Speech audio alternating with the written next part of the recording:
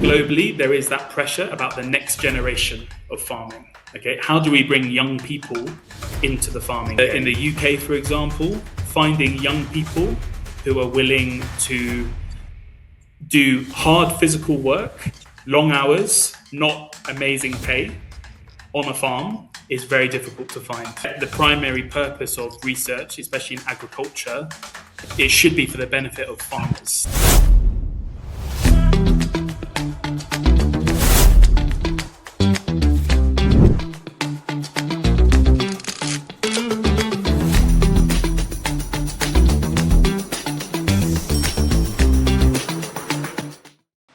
Welcome everyone. This is another episode of NextGen Agro Talks Podcast, brought to you by Agroconnect Consulting Limited. And today, joining me is my co-host. I'll allow him to introduce himself, Dr. Folarin. Thank you very much. Okelola Folarin is my name. Also from Agroconnect Consulting and one of the pilot of the NextGen Agro Talks. It's nice to be back on the studio again, and today with our important guest, who I know next will introduce himself. Thank you very much. My name is Oladapo Dr, and joining us today is a wonderful and inspirational person. He's a senior consultant with EDI Global. He's an international development researcher, and would allow him to introduce himself. Well, thank you for the introduction, and Folarin. I see you're both called Folarin, so I'll call Oladapo and Folarin, because that's how I tend to interact with the doctor. Thank you so much for the invitation onto the podcast today. My name is Dan Bunter. I'm an international development researcher of 8 years or so. I'm a British national, but currently based in Nairobi, Kenya. My line of work is leading research, monitoring, evaluation and learning projects, primarily across the kind of Africa continent, lots in East Africa and some in West Africa too. And I've also got some experience in Southeast Asia as well. In terms of the research I've been involved with, it's primarily been in the agricultural research space, which is probably why I've been invited on today. And that's included leading impact assessments on post-harvest storage solutions in Tanzania, to qualitative research projects on the groundnut value chain in Nigeria. And also understanding seed preferences of farmers across East Africa as well. And that's kind of my background. And in addition to that, on my dad's side of the family, they're all from a farming background in the UK. Although that farming gene was never actually passed down to me, unfortunately, but hopefully in the future I can be a farmer as well. And then also on my wife's side of the family in Kenya, and they're also from a farming community as well. So quite connected both personally and professionally to farming and to agriculture more generally. A quick word on EDI Global. So EDI Global is a full cycle monitoring, evaluation, research and learning firm. And we have a presence in Kenya, Tanzania, Uganda, as well as staff based in the UK and the EU. And we are a subsidiary of Mathematica, who are a US-based firm. EDI was founded in 2002. And over sort of that 20-year period or so, really made its name for delivering high-quality data for academic and international research institutes, primarily in Tanzania and Uganda, but now, as I had mentioned, has grown out as well. And in the agriculture space, we've got a strong track record on delivering quality for numerous clients, and also another work stream that we're involved involved with and looking to grow is in the kind of capacity building component, especially with sort of African government agencies, which is kind of how Folarin and I kind of connected initially. Folarin's work at the National Agricultural Seeds Council and EDI Global leading a sort of capacity building effort of his team and other kind of sector players. Kind of EDI Global and me, and like I said, very, very happy to be joining you both today. Thank you very much. So on this episode, we'll be talking about international agricultural insights, and that's why we have Dan joining us today. So we'll kickstart with the first question. Not to put you on the hot seat, but let's roll. So based on your experience in agriculture in East and West Africa, what would you say are the similarities or differences between smallholder farmers in those parts of the world and farmers in the UK? So, firstly, like really interesting, I think, framing of a lot of our discussion today about kind of comparisons between the African context and the UK, and also learnings maybe on the UK side. What can we learn from the developing world? Which I think is a really refreshing framing of questions, because often in the development space, it's the other way around. So firstly, that's really interesting. So in terms of, let me start with some similarities before I then kind of go on to differences. So farmers, no matter whether they're based in East Africa, West Africa, the UK, wherever in the world, are having to respond and adapt to the challenges of climate change. So that's dealing with changing weather patterns, adapting to extreme weather, and having that kind of pressure to diversify income streams. So that, I think that as a core similarity is certainly clear across the board, across these different contexts.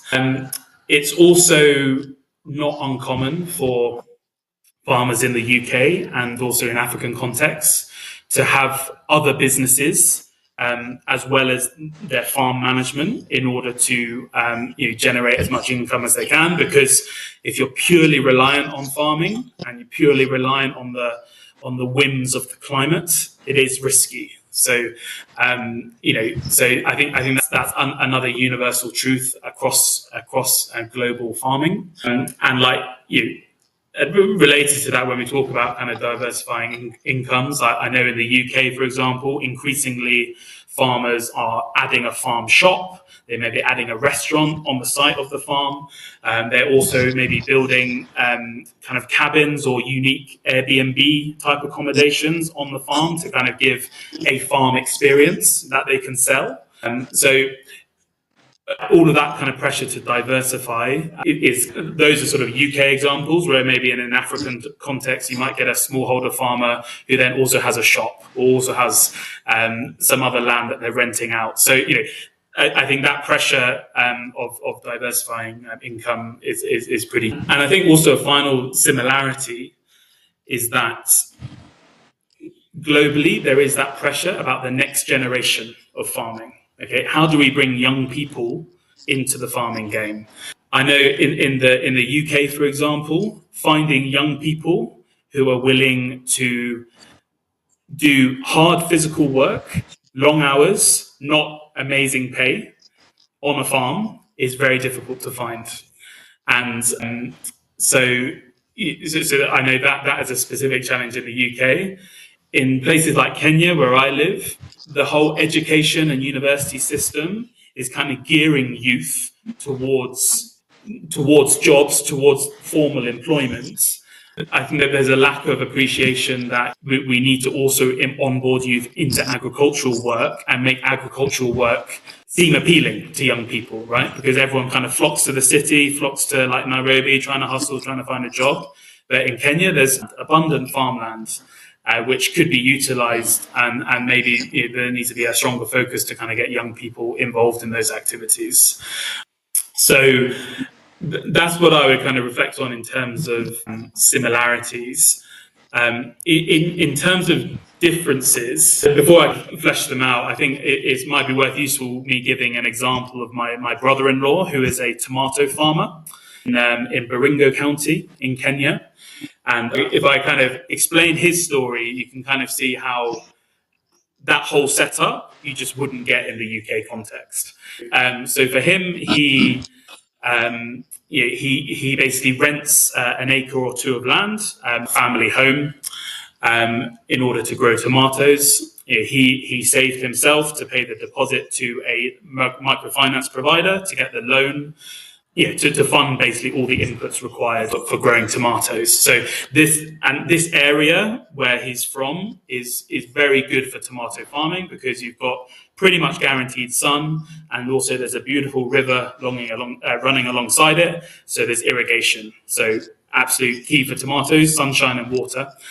So they have that abundantly. Now, I've gone and visited his farm multiple times, and I'm always just like wowed by the informality of the setup, but at the same time, it's a setup that just works. When it comes to like tying the tomatoes around the sticks so that they grow upwards, that's a female job. So all kind of mothers and ladies are then rocking up at the farm, ready to sell their labour. So just from that point of view, it's very interesting how it's informal, but yet it is very structured locally, and everyone knows kind of what's going on. So that's one component. And then even when it comes to like the selling of the crop at harvest time, my brother-in-law is connected with a broker. The broker is calling around people at the market to say, what's the price today? He then communicates that price. And then 2 or 3 small vehicles rock up at the farm, collect the crates of tomatoes, give the cash, and then see you later. And that's it. And so I'm continually amazed by this process. Yes, it's informal. Yes, you wouldn't get it in the UK, but it's still very effective, and it's kind of an informal market that just operates. And because everyone in Kenya knows that tomatoes grow really nicely there, and a lot of the brokers and the sellers they know which farms to go to. So it's but just a very interesting setup. So I suppose my broader point there is about market formality versus informality relating to the UK. So in the UK, you'll see regular complaints about how regulated, how formal the sector is, it's driven by standards, and it makes it very difficult for farmers to, so many regulations they have to adhere to, which is not really the case in the Kenyan context. And then maybe just finally, another difference we can reflect on is about knowledge of seed varieties. So this probably links, Lara, into some of the work we've collaborated on about, I think in African contexts, farmers are clearly very knowledgeable about the work they do and the practices and everything. But specifically on seed varieties, through some of the research we have done, we're seeing like a misalignment between what a farmer thinks a variety is, and then using like genotyping technology to then actually say, okay, well, actually that variety is an improved variety, or it's a variety that the farmer says is not. So I think that kind of, it's not universal across African contexts, because I know my brother-in-law knows the variety he's growing, but it's probably more of a thing in African context compared to the UK, which I think I would say the vast majority of farmers would have a greater understanding of exactly the variety they're using. There's probably a stronger cataloguing process and communication of exactly the varieties they're using. Yeah, so I've spoken about it for a while there, so feel free to comment on that. I think just reminding of one of the shocks I had, most of the industry here is formalized, even apart from agriculture itself.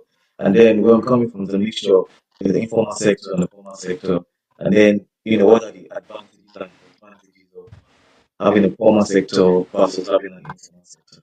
I think that's a great insight, Dan, and you've married your expertise in the UK, experience living in the UK with what is the reality on ground in Africa. That's the essence of NextGen Agro Talk Podcast, to educate and orientate both UK and African audience on the realities on the ground in the agricultural space. Thank you for wonderful insights. But going into your expertise and background now as a data enthusiast and specialist, how can the UK agricultural sector leverage data to improve efficiency, sustainability, and resilience, drawing on the lessons of international context? So can you speak briefly on this? I know it's your area of expertise. Over to you then. Sure. Yeah. No. Thank you. And I say broad key points here is that robust research, data, impact evaluation, should be welcome across the board, encouraged all the time, funded, and it's really key that we invest in that kind of research to just understand the challenges of farmers and continually feed back to policymakers and have that kind of communication loop. At the same time, I think it's really crucial that when data is collected, that we don't forget the primary purpose of research, especially in agriculture. It should be for the benefit of farmers, right? It should be responding to the needs of farmers, to give them insights to improve their practice and improve their livelihoods ultimately. And like just on that point, I was at the CGIAR conference. So CGIAR Science Week this week. I attended one of the days this week, and I was listening in on some of the sessions, and there was one delegate who, in a Q&A session, just was responding to the general talk that you often hear in conferences about the need for an integrated approach and etc.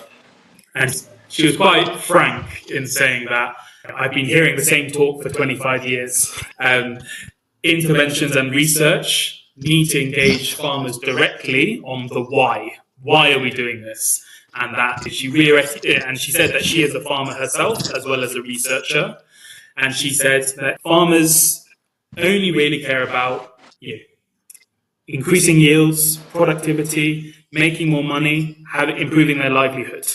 So don't overburden them with 3-4 hour surveys on topics that they are not particularly interested in or feel necessarily benefit them.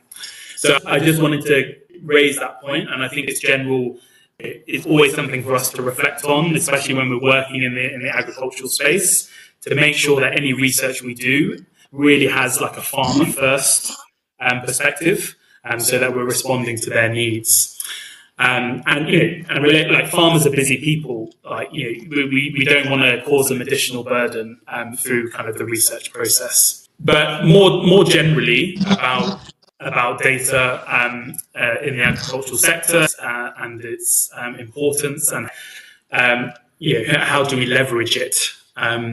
Like collaboration is absolutely key. Collaboration between different players in the value chain, different sectors, and that is one of the core focuses of the Image project, right, Falarin, that we collaborated on, and that was bringing together different agencies within a country context. So I think you had your agricultural ministry, you have your seeds agency, you've got the stats agency, among others, all collaborating on a unified goal of institutionalizing this kind of monitoring of crop varieties. So that kind of setup, that kind of structure, I think is really important. And in the UK, you have a platform called the Mondra platform, which does something similar in terms of connecting farmers, producers, and also UK retailers to key data points, key KPIs on various inputs, so such as carbon, biodiversity, water, etc. And that kind of platform, everyone can look at those data points, everyone can input data. It's a really important platform to bring together stakeholders, engage all in the same data points in order to improve kind of decision making across the board. Thank you very much. Okay. Talking about collaboration, I think that's one of the core services of SH Agroconnect. Bringing stakeholders, players together to provide solutions to challenges in agricultural space. Moving on to the next question. While I was going through your profile, I saw you once had an experience in carrying out an impact assessment of hermetic storage growing in Tanzania. Do you think this type of intervention is relevant to the UK? If yes, how do you think can be adapted? Yeah, so another interesting question. So I can briefly just explain what that research was about, and then maybe explore some kind of learnings. So that impact assessment was a nationwide phone survey, baseline and end-line impact assessment with smallholder farmers in Tanzania. Specifically those who farm maize and beans. And the focus of the research was to understand potential benefits that these hermetic storage bags provided to farmers. So when we mean hermetic, hermetically sealed, so strongly sealed storage bags to prevent any insects or rodents attacking the grain when it's after it's harvested. And what did we find? We found the overall theme was that such a comparatively low cost storage solution can be highly effective for smallholder farmers. So some of the findings we saw was that these storage bags enabled farmers to store their crop for longer. Why is that important? Because that enables the farmers greater leverage in terms of when they sell. So hold on to the crop until the maize or beans price goes high, and ultimately try and make more money essentially from their yield. So, and in addition, farmers also reported that the bags were affordable. So that was also a positive, that this kind of intervention could have very positive uptake. Kind of nationwide.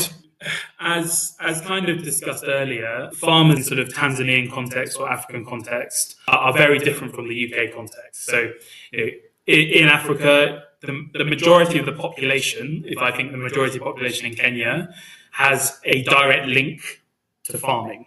Either their parents are farmers or they have lands in the rural area which they farm. A vast majority of the population here is connected with farming. In the UK, it's a much smaller pool of people who are engaged or indirectly engaged in farming. And those farmers are primarily there large-scale commercial purpose. In African context, primarily it's smallholder farmers, often for sort of subsistence, self-consumption, with also some commercial farms as well. So we are looking at very different contexts here. But if I relate the findings of that impact assessment, that was a very tailored intervention for smallholder farmers, which wouldn't really apply in the UK context. But at the same time, because the UK farmers, because they're farming on such a larger scale, they'll typically have multi-ton on-farm silos to store this kind of harvest, or off-farm commercial units. That kind of storage solution is not really comparable, but if the overall thread is whether you're a UK farmer or an African farmer, your priority is to invest in good quality post-harvest storage. Whether it's a small bag or whether it's a massive unit. Why? Because effective storage means that you maintain the vast majority of the crop that you have worked so hard to grow and to harvest, and enables you greater leverage when interacting with the market to try and sell your product. So I think that's probably the main kind of theme that kind of connects the two. Still in the spirit of connecting Africa, UK, agriculture, leveraging on your experiences in monitoring and evaluating projects in East Africa, what are some of the few key performance indicators that you think can be important for evaluating success and sustainability of agricultural programs in the UK, drawing from your experiences in East Africa? Sure. So, I suppose reflecting on my experience in East Africa and even just recent research, like agricultural research projects that I've been engaged with, because sort of in the context, the African context, agriculture is so intimately linked with livelihoods that any KPIs that are integrated into agricultural programming inevitably have to have a focus on sustainable livelihoods. So overall income, perceived employment, and these sorts of indicators are very important. So, and I also just want to reference there an increasing focus on to what extent is agricultural work quality work? Does it fulfill people? Is it dignified work? These sorts of concepts are also very important, and increasingly a focus among kind of agricultural research here.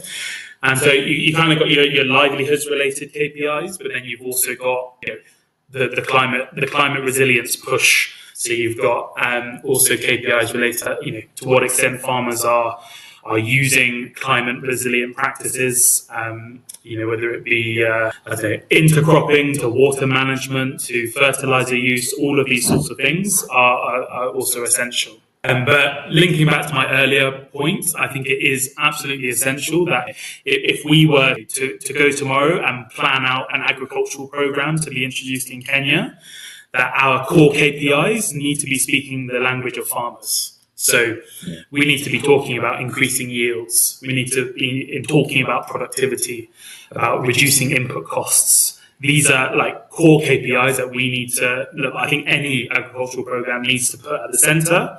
Anything else, sustainability is good, climate resilience is good and increasingly relevant, but there needs to be a clear linkage between that and increasing yields and productivity, which, there is linkage, but it needs to be also communicated quite clearly with the ultimate beneficiary, that is farmers. And so I think that those are some key points there that I think are across the board. So that learning is sort of from my experience in East Africa, but I think that those KPIs would also apply very much to the UK context as well. And I think it's also about inclusive program design. So when you are if we are mapping out this program, it shouldn't just be the three of us discussing these KPIs. We need to get some farmers in the room. We can get my brother-in-law in the room, and he's the expert. He's the one who'll tell us actually, this is what you need to focus on. So thank you. So going back to expertise again in research design and data collection, do you think there are any innovative research methodologies that can be adopted or used in addressing certain challenges in UK agriculture space? Yeah, I mean, the clear thing here, we are in the artificial intelligence era, right? Everyone needs to be utilizing AI. So firms like EDI Global and Mathematica, we are already investing in AI. We've got, our sort of AI task force who are trying to improve our systems, productivity using AI. And increasingly, when we're engaging with proposals for future projects, we're also trying to leverage our AI capacity and trying to find ways in which we can boost efficiency. So, one big thing is, and it kind of links to an earlier point, when we are engaging with farmers, we as kind of research people who are at the interface with AI and kind of technology should be thinking, how can I elicit as maximum information from a farmer with as short an interaction as possible? So rather than doing an hour survey, could I get similar information from allowing a farmer to just speak for 10 minutes, and then we kind of use that audio and then filter it through an AI to then generate all the insights. This kind of thinking, I think, are methodological areas for us to think about and develop, because ultimately, if we can reduce farmer interaction time, then we can potentially increase sample size or even reduce research cost and deliver quality insights for lower costs. So I think leveraging AI is absolutely essential, and that will help us both with the data collection, but also on the analysis side. So I think that's a key point in terms of innovative research methodologies, and across both UK and African contexts. And I think another point, and it's kind of linked, but it's making sure that I think the approach of like just using a farmer survey alone should also be kind of reconsidered a little bit in light of these technological developments. So, and I raise it again, the image program, it combined a farmer survey with genotyping, actually snipping a sample of the crop and then running that through a lab to catalogue the actual crop variety. So, because farmer surveys are great in terms of getting perception of change, perception of challenges, perception of seed varieties, but we should also integrate other methods to help us also relate that perception to the reality. And that was some of the core learnings from that image program. So I think utilizing AI, and also combining a farmer survey with supplementary data collection, I think is also really important. And I'm sure, I don't know if it exists at the moment, or especially in some of the contexts we operate, but being able to just like have a smartphone with an app to then just like scan a crop, and then that crop is that technology is just able to give you the seed variety or like the maize variety or something. I mean, for Lauren, I don't know, you might know better than me if that actually exists, or it's going to come, I'm sure, fairly soon. But leveraging those sorts of things integrated with more traditional research methods, I think is also really important. Very, very important, and I'm totally in sync with you on the use of AI in the agricultural space. I think that is the direction all of us should be looking, and that is one benefit we can gain from our presence in the UK to develop the global agricultural space. I think my final question for you, although I'm thinking of another one post this one, looking at the UK developing its own agricultural policies post Brexit, what are some of the potential pitfalls and opportunities that you see based on your international experience? I think it's important we talk on this and see how this can, impact on what the UK is doing post Brexit as regard policies. So although like sort of UK agricultural policy has not been a focus of my research, but I think I can comment a little bit about transition out of the common agricultural policy. So the UK is currently going through the environmental land management scheme, which is effectively like a 6-year transition out of the common agricultural policy, and with the fundamental aim of like rewarding farmers and land managers to for delivering public goods in England.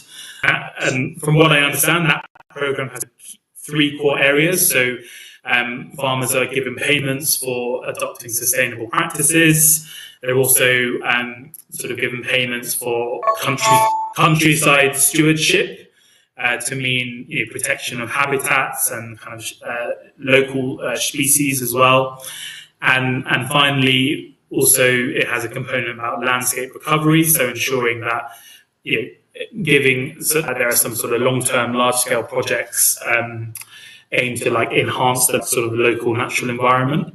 So in terms of opportunities there, I think it's good that there is a clear sort of sustainability focus as part of that program.